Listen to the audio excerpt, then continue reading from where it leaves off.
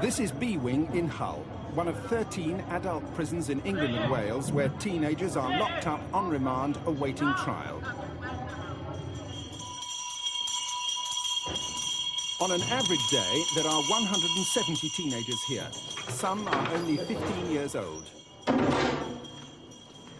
Most boys are untried, innocent until proven guilty, so we can't identify them or discuss their cases. Some are charged with serious crimes, others with car theft. On average, 1 in 3 will either be given a non-custodial sentence or be found not guilty. None of the cells has a toilet, so the day starts with slopping out, emptying individual plastic pots. Conditions here for boys on remand are worse than for adults. Recently, the Home Office spent more than £1 million in Hull on an experiment to improve conditions for the most violent of the convicted adults, but not for the untried teenagers. B Wing has suffered from continuous vandalism. Many cell windows have no glass. Burning blankets have been flipped onto the roof and caused fires. Boys are often locked up here, 2 to a cell, 20 hours a day, for months at a time. We don't think that Hull B Wing is a suitable place to have 15 and 16-year-olds. It seems to us totally inappropriate that these unconvicted youngsters should have to live in what we consider to be appalling conditions. The governor has to accept any prisoner sent here. He can't turn teenagers away, no matter what he thinks of B Wing.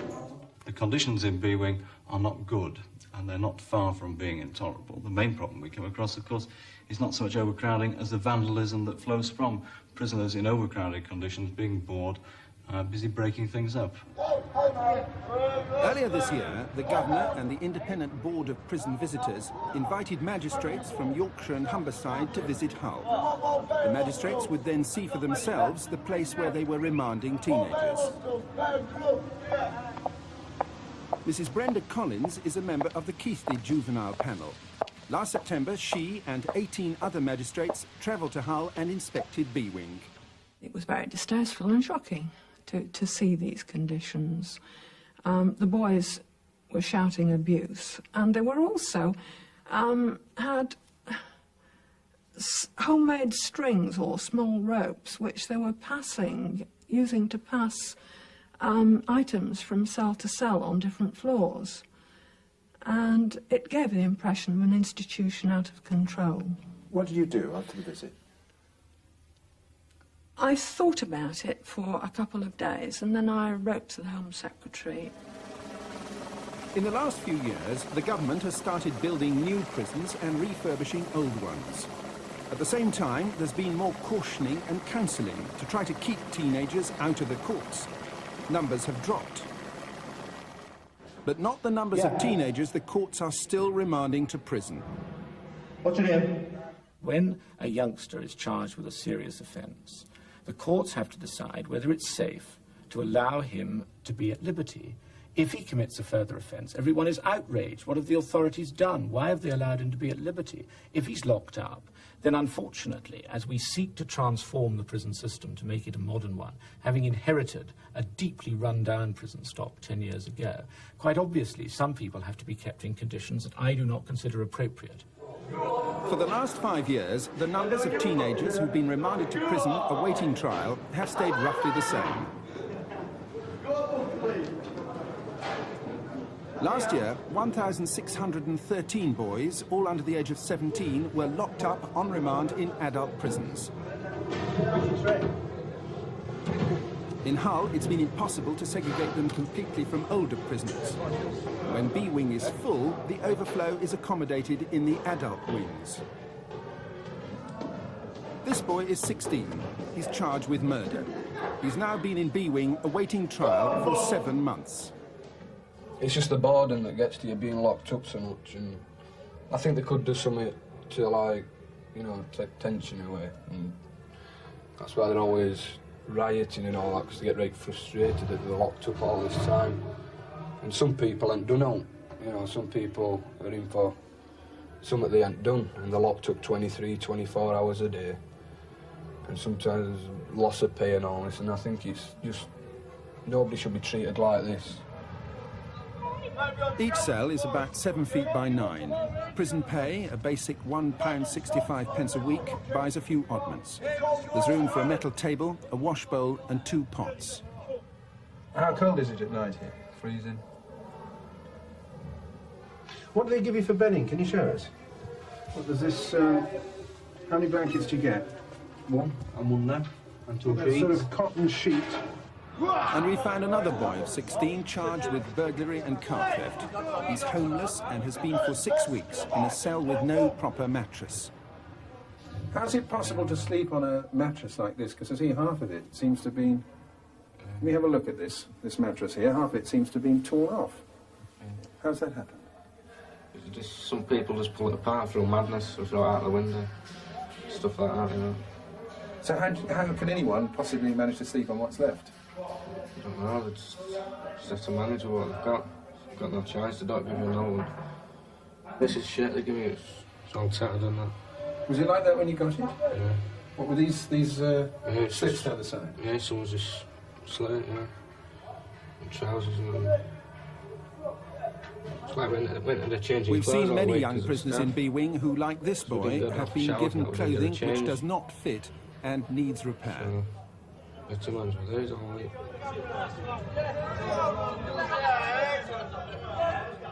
This is the environment in which 15 and 16-year-old boys are locked up with more experienced older youths. According to the prison inspectorate, it's for 20 hours a day. What about all this mess on the ground? What's all this mess on the ground? Oh, that's what everything's thrown out. Cups, jumpers, bottles, food. Why do people throw things out? Because they ain't a bin, is they? They ain't a bin in your cell. The contents of pots are added to the piles of rubbish on the forecourt. Every few days, a prisoner's working party is allowed to tackle the results.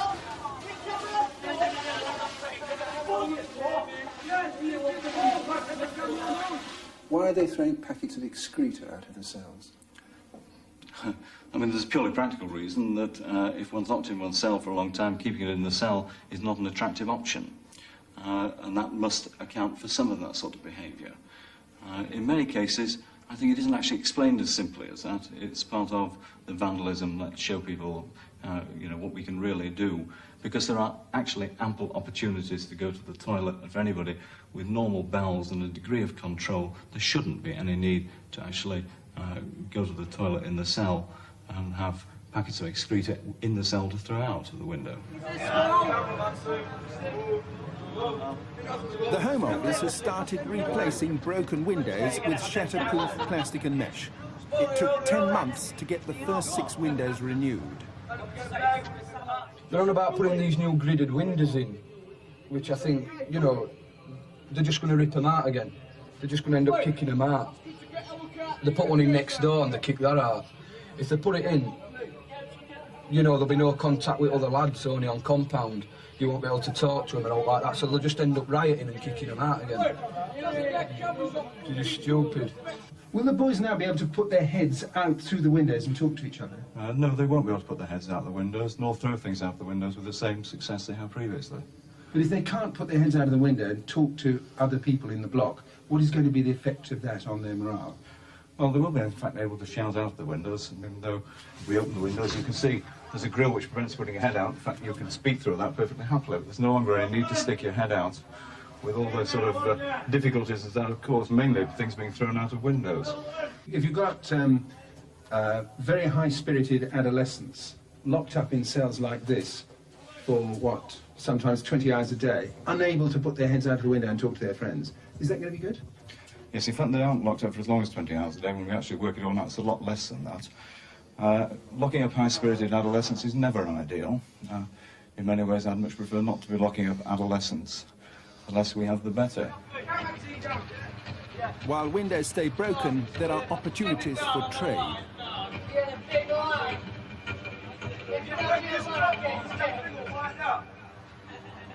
What are these strings for here? I see they're... Now that if one of the prison officers came in, I'd get a nick for that. I'd lose a lot of days for that. I'd lose about 14 days. Well, you're not supposed to have these lines out of the window? No. What are the lines for? That's for when you're locked up and you can't go round to other people's pads. You just swing a line to next door. You just, like him, he's just said, I've got his line. That's his line over there. Well, so people can pass things backwards and forwards? Yeah, when you're locked up, you see, you can't get through each other's things, so you just pass a line to next door and they'll pass it all the way around. And sometimes they go right to end the B wing and all the way around. And, you know. What sort of things are being passed around? Oh, cigarettes and bottles of pop. Well, so you can tie something on there, Yeah. and then what you do? You see, I'd swing it, and he's got it all there. Stan's got it all there. And I'd swing it to The Stan. prison authorities, it seems, have not been able to control this trafficking or the barons who profit from it.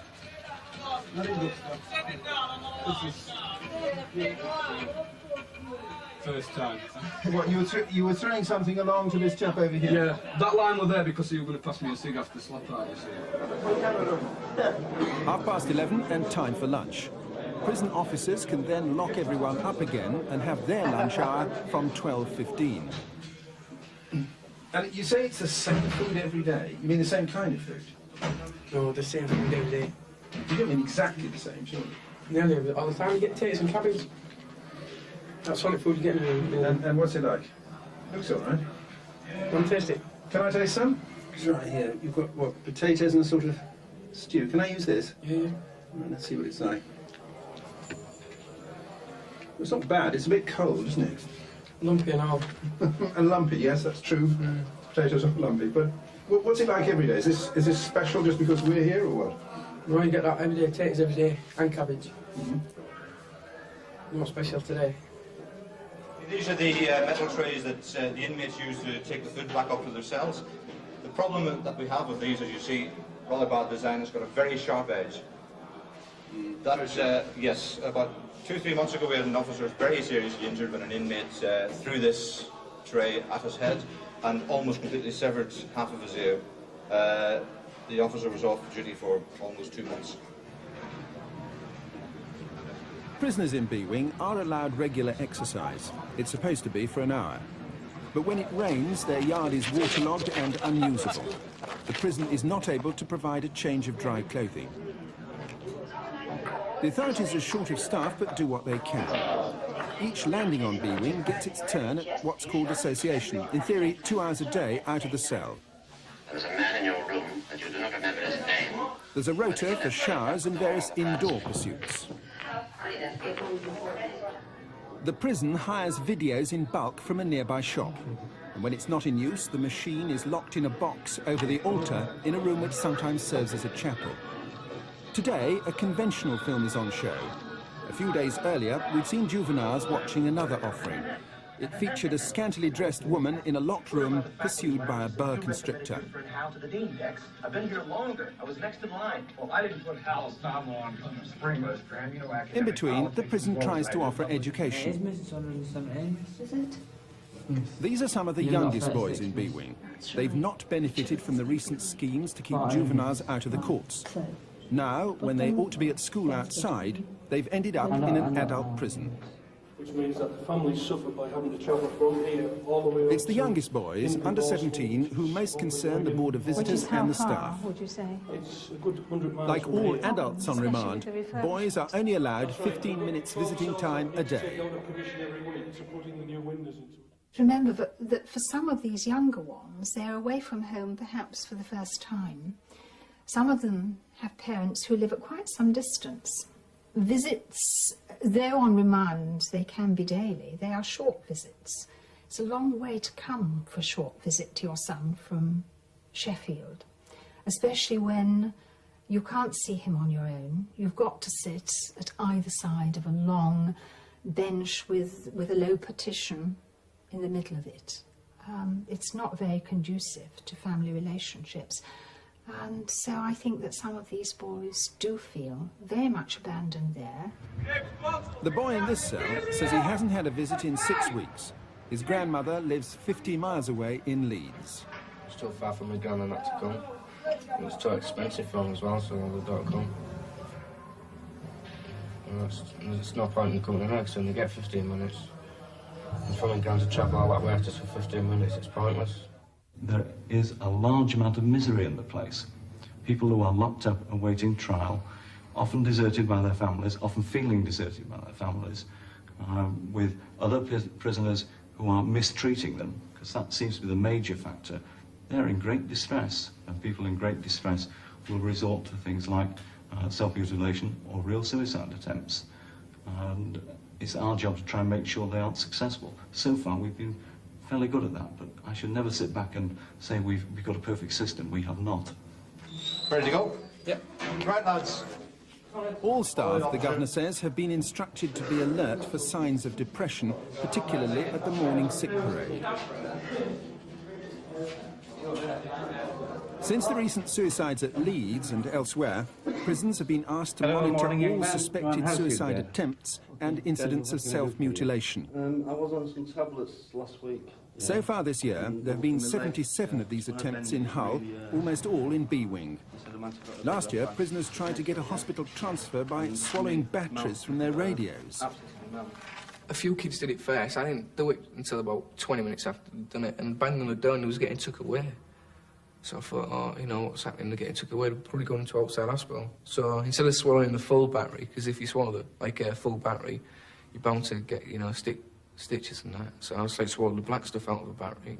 We do keep a close watch and monitor incidents, and those incidents include wrist slashing, and as we had last year, battery swallowing, the occasional attempted hanging. These have all happened in B-Wing? These have all happened in B-Wing, yes. Same every day. The boy in this cell tells us that when he was on the second floor, the twos, he once discovered his cellmate trying to slash his wrists. There's loads of kids that slash up. Slash up, you mean? Yeah, cut the wrists because they can't do it. How do they do that? Just get a razor. And they give you razors? Yeah, I've got one there. You actually seen people here do that? Yep. What did you see? Well, just shout out with it that I'm going to slash up and just hold it out like that and just cut the ends up like that. Just do it in front of your eyes and that blood just goes on the floor. And you've seen that happen? Yeah. I had a pad mate on tools, over up top bunk, and in the morning he won't. Jumping through the loads of blood on the floor, and his face was blue. What had he done? Slashed his wrist. He didn't die though, he recovered from it. What are you doing about the fact that so far this year there have been 77 recorded cases in this prison of suicide attempts or mutilation attempts? What we're doing is trying to reduce the possibility of suicide to the minimum. We have not had any successful suicides at Hull amongst our young offender population since we opened as a young offender establishment. But I should not be complacent about that. There are, as you correctly say, a number of instances of self-mutilation, and mainly occasions when inmates scratch at their wrists with no real possibility of killing themselves, and they're aware of that. They hope that they will be taken to the hospital, which will remove them from the pressures of other inmates bullying them. The major factor that leads to incidents of self-mutilation is undoubtedly bullying. All our attempts to work out what's happening suggests that to be the case. We spend a long time with those who have actually committed such acts and try and work out why they did it. We try and take steps to prevent those sort of things happening again. I cannot, in grossly overcrowded conditions, prevent bullying. A report on Hull by the Chief Inspector of Prisons, Judge Stephen Tumim, was published earlier this year. The report made 72 different recommendations. They covered everything from sanitation to fire doors, from changes of clothing to the prevention of bullying. More than half of the recommendations concerned B-Wing. Judge Tumim's report concluded that unless conditions were improved very promptly, teenage prisoners should be evacuated in the interests of humanity.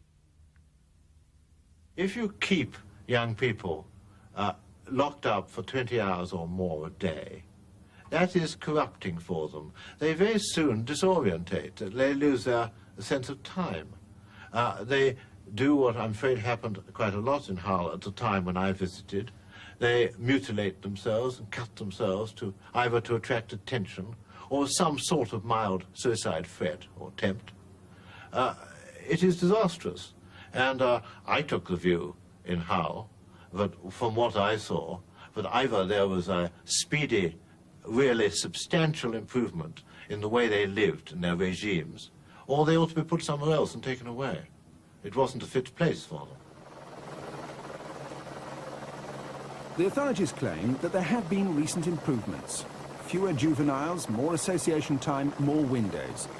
But otherwise, as far as we've been able to see, not much has changed. What makes the effect worse is the length of time on remand. One 16-year-old boy has just spent 11 months here.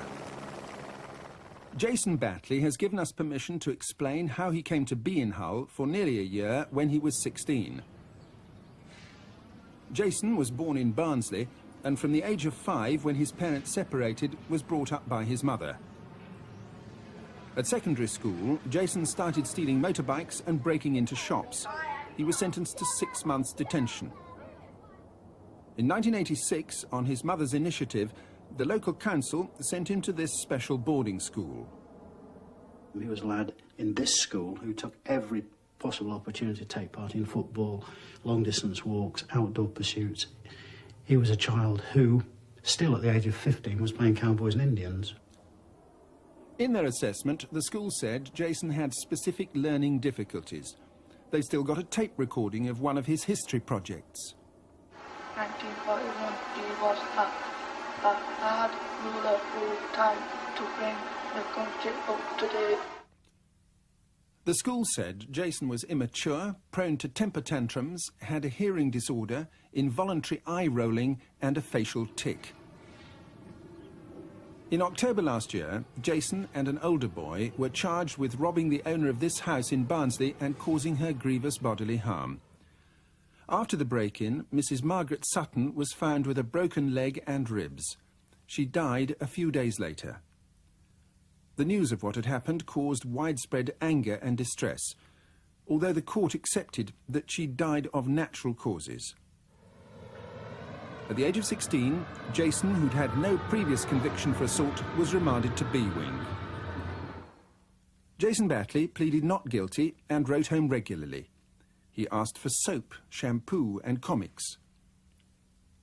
His mother sometimes managed to travel 50 miles to Hull for a 15-minute visit. He won't plead guilty for quite a while. And I had a talk to him and he still insisted.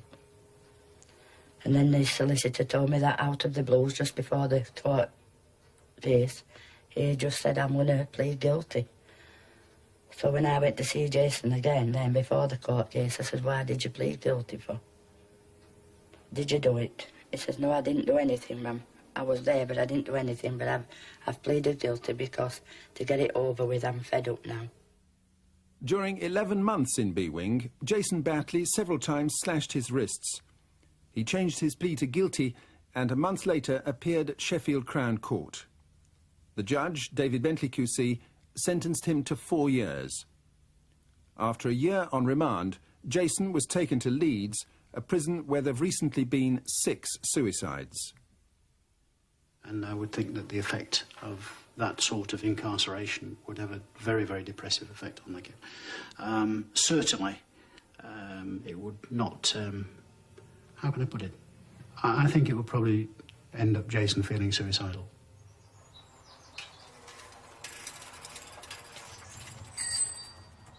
Instead of spending 11 months in B-Wing, Jason could have been sent to another sort of prison where teenagers are held on remand. Morning. This is the Aycliffe Centre for Children in County Durham.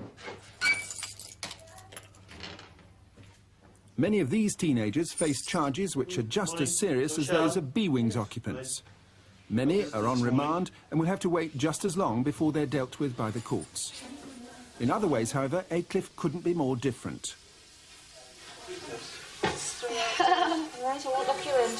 The secure unit of 50 beds is mixed with separate blocks for boys and girls. In the assessment centre, a staff of 5 care for 14. The ratio is 6 times better than the equivalent in B-Wing. The director of Aycliffe is keen to impress visitors with the importance of the right environment. You see the kind of wood detail that we've got on the corner. All of it makes the place look luxurious and really more like a hotel or a university hall of residence than a maximum security place. So how secure are these cells? They are maximum security. They are maximum security. If I could draw your attention to the walls are made of a mixture of cement and fiberglass. You need pneumatic drills before you can get through these. There is just no possibility of getting through them. You notice that the angle of the roof is irregular for two reasons. Firstly, because we don't want the children to be able to get at the heating and the lighting, and secondly, because again we are trying to create an enriching as opposed to a predictable institutional type of environment. But this room can be emptied in exactly 20 seconds flat, and we can thoroughly search it in 20 seconds flat. But as you can see, it has decent quality carpeting, which actually matches and tones in with the bed covers, and it is an environment which is totally safe from the public's point of view, totally and absolutely secure, but yet it is a decent environment. What about the window here? Well, this window is keyed in on 16 different points to the tune of 18 inches at any one of those points, and there is just no possibility of breaking it out. You actually need an acetylene torch before you can get through this particular window. There is no possibility of doing anything with that. The child cannot use the bedding in order to barricade herself or himself into the room because the doors open outwards, and the only way that the child can hurt herself or himself is by attempting self-strangulation and hanging, and these are all of them on Velcro. But you couldn't possibly have a place like this in an ordinary civil prison, surely? Why on earth not? It's no more expensive than a prison. It is no less safe than a prison, but it's a much more civilized type of environment. It is absolute nonsense, people going around saying that you need to have a brutalizing and brutal type of environment for prisoners. It is perfectly possible to have a decent and civilized environment, with the marvelous consequence that actually people who are placed in a decent environment behave, broadly speaking, in a decent way. The Duke and Duchess of York are now among Aycliffe's patrons. They've presented one of their wedding cakes to the centre and visited by helicopter. In 1985, the Duke opened Royston House, one of the secure units here. It's the assessment centre where disturbed children or those on remand spend their first few weeks. Aycliffe may cost the same as a prison to build, but has higher staffing costs. It's run by Durham County Council and overseen by the Department of Health. It takes children from all over Britain, and by charging their local authorities is self-financing. The surroundings may be different from B-Wing, but the cases on remand are equally difficult. They have done horrible things. They are frequently horrible people, and therefore it's understandable that people should feel so angry about what they've done. We have them here. Murder and rape and arson and robbery and bashing old ladies on the head and assaulting little children. You name it, we've got it here. At Aycliffe, there is now a 16-year-old boy from Yorkshire who was charged with murder, taken to Hull, and then brought here, where he's costing his council about £1,000 a week. In B-Wing at Hull, there is another 16-year-old boy from Yorkshire, remanded on the same charge and with the same delay. He was not chosen for this sort of treatment. It only cost the taxpayer £280 a week to keep him in prison. There are some young people who have committed crimes which are horrible, terrible crimes, well, such as horrific murder. Does it really matter if they are kept on remand in a place like B-Wing at Hull Prison? It depends on what you're after. If you are after not washing your hands off that young person forever and more, then the answer must be categorically yes. But if, on the other hand, you don't care for your young person, for what happens to him and what the outcome of all your public investment in him is going to be, then obviously the answer is no. Our experience of receiving young people who have been on remand in prison suggests that that is a horrific and severely damaging experience for most of them. The sorts of young people who eventually get serious sentences of the type that we're talking about are almost never the public's conception of a straightforward thug or decent ordinary criminals. They're not. They're usually severely disturbed psychologically, socially, and in a whole variety of other ways. All that happens to them is that by that one experience of remand in prison, a whole huge bagful more of nails is put in their coffin. Deciding whether a boy will be remanded to a place like B Wing or Aycliffe starts at court. Before a juvenile can be sent to any prison, he has to be charged with a serious offence and brought before a court. The courts give bail if they can, but if the charge is serious, they have other options. If a boy's alleged offence is burglary or worse, the magistrates can remand him straight to prison for 7 days. But the court could remand him into the care of the local council's social workers instead. Sometimes this can still be a route to B Wing. Social workers can claim that a boy is too violent or disruptive for them, and if the court agrees, he's sent to prison. He and other children, mainly at his instigation, we feel, barricaded themselves into the upper floor of the building, and the police had to be called to remove them. Social workers in Humberside don't have any secure accommodation of their own.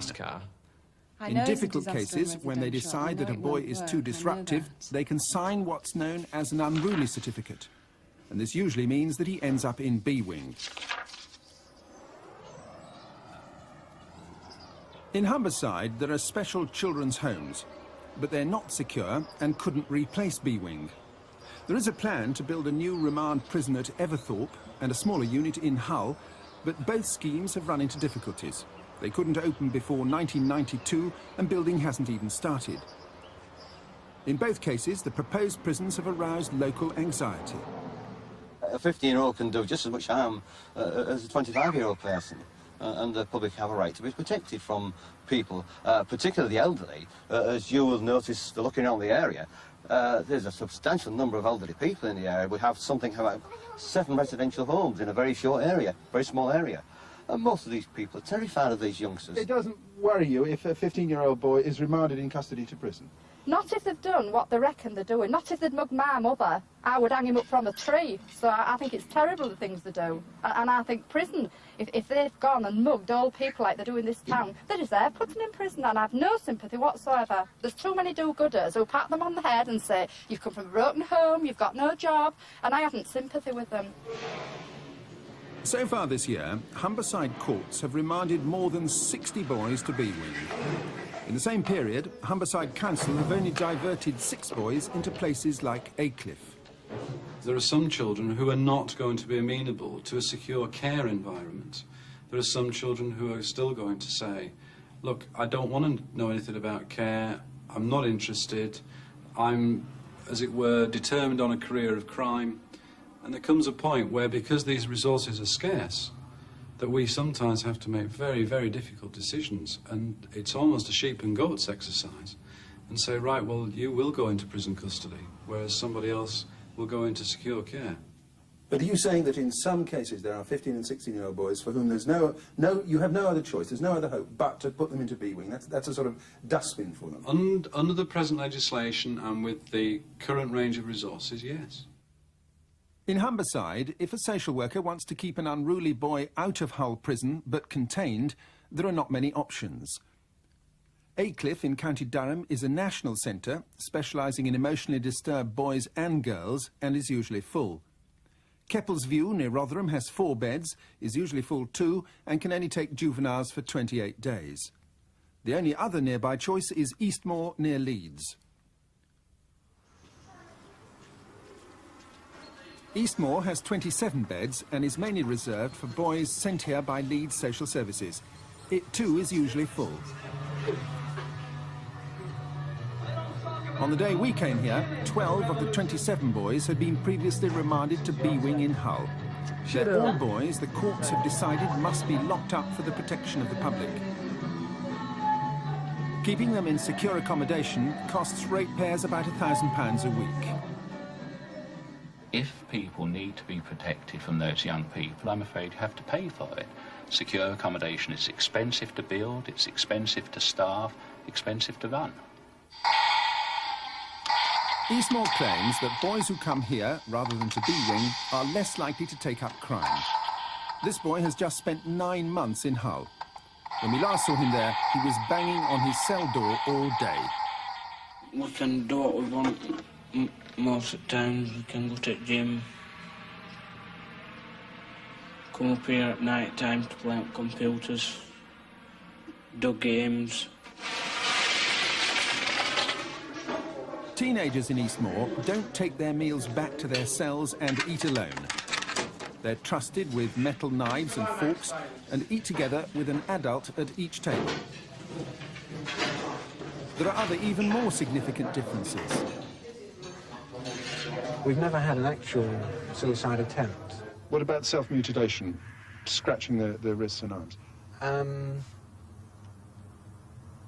Thinking back, I think there are two boys who, when they've gone home for home leave, have come back with tattoos, but I can't think of anybody else who's actually cut themselves deliberately as some form of attention seeking.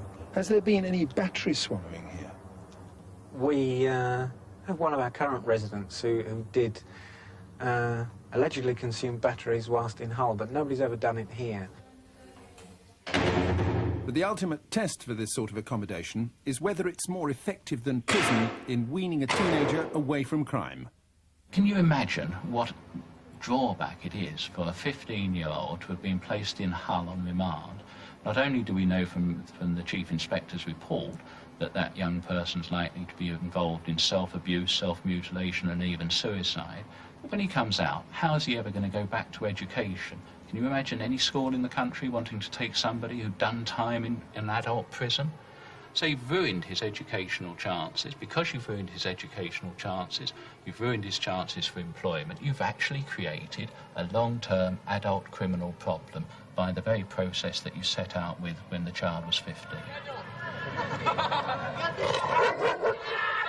Two-thirds of all teenagers sent to prison re-offend within 2 years.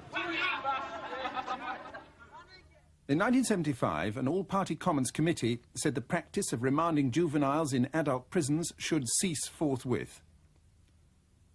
In 1977, 14-year-old girls were taken out of the prison system. In 1979, 15 and 16-year-old girls were removed. In 1981, 14-year-old boys were excluded.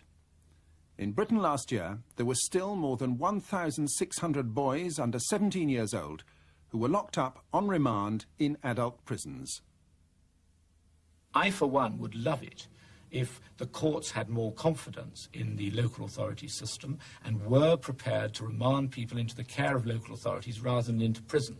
But I cannot usurp their functions. What does it say about Britain that 15 and 16-year-old boys are still locked up on remand in conditions like that? You persist in asking a question that fails to take account of the fact that we have to start from the point at which a crime is committed, and we know that the peak age for offending in our society today is 15, and a number of 15 and 16-year-olds commit very serious offences. And I'm afraid that you would be equally aggrieved, and indeed you would have more justification in being aggrieved if we had a system which didn't permit the courts in certain circumstances to confine youngsters who, if they're allowed at liberty, would then go out and commit further serious offences. And I suspect that, that it's a very difficult judgment to make in each individual case. But we have made proposals for change. But unfortunately, a number of those groups we consulted who have an important voice on this, the police, the magistrates, felt that we were going too far the other way, that we were restricting their rights too much. And of course, the first time that some youth who the courts would have wished to send into custody on remand, who was let at liberty, then commits another serious offence. It's no good a minister saying, I was badgered by Panorama into agreeing that it was awful, the present arrangements, and therefore change them, because I'd be badgered by Panorama again as to why I'd failed to protect the public. This 16-year-old has at last been given a date for his trial, the 5th of March. By then, he will have spent 11 months in Hull prison. Last night in B-Wing, there were 170 prisoners, 23 of them under 17 years old.